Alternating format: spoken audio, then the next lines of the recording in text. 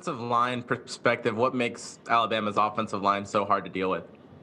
Man, really, we just, by us just going out, giving them our best every day at practice to get them ready for the game, and also by them, making us better also.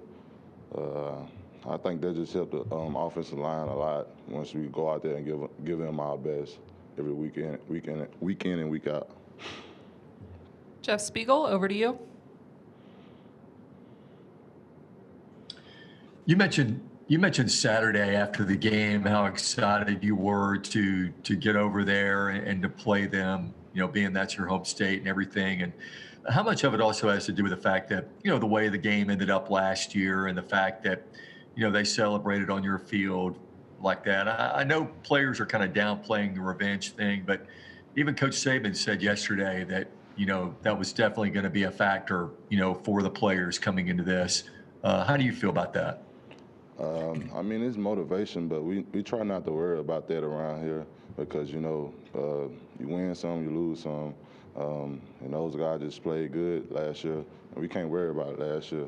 We got to move on from that and think about what we got to do this year so that won't happen again. Charlie Potter, go ahead. Hey, Phil, I just want to ask you about Chris Allen and what his play, especially of late, has meant to the defense. Chris Allen been really productive this year. He's came a long way, and I'm just proud to see him just blow up like this year, and just hopefully he can continue being great, and we can all leave behind him and do the same thing up front. Mike Rodak, go ahead. Yeah, what's been different in practice, the last week and in the game without having, Nick Saban there, and just how much has it changed how much you hear from Pete Golding or Freddie Roach or any of the other coaches on defense? It's not a big difference because, Coach, even though he's not there in person, he's there on the TV. You can hear his voice when he's messing up or doing good. So, it's not a big difference, but we also got to, step up and lead the team as well as a whole team while he's not here and do our job because, it's not always by Coach. We the ones out there, banging around. So we got to step up and do our job also while he's not here. Michael Casagrande, go ahead. Two real quick. First one, when Saban's not there, is his voice, is it over a speaker? Can you hear him watching from home, or is that something that's relayed to someone else? Oh no, it's just after practice. When we meet up, he just tell us good practice, and then we'll go on about the day and we'll watch it over film. And secondly, I asked Emil about this. It seems like there's a lot of videos, social media videos of offensive linemen getting big hits, getting big blocks going around. How do you feel about that as a defensive lineman? Do you feel like they're probably getting their due for jobs that aren't really as well celebrated in the past? Oh yeah, I'm very happy for those guys because most offensive linemen don't get the respect that they deserve up front. So, and they did well by putting that on film and bringing that out this year. I'm just happy for those guys, and they doing very good. We just need them to continue doing what they're doing up front so we can keep rolling with it.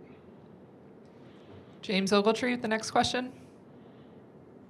Hey, Phil, you played mostly nose tackle early in your career here, if I remember correctly, and now you're showing the ability to play a little bit more defensive end and even playing a little bit on third down. How important is that versatility to your game, and how did you kind of work on that? I think it's real good. I just always just did, been doing what's been asked of me and just being a team player first.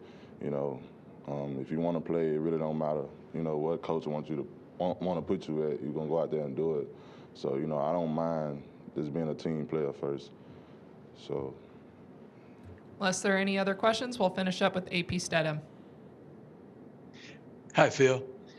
Say, Phil, what have you noticed about playing against a young quarterback? You play against the scout team sometime, but in a game you have a young freshman quarterback.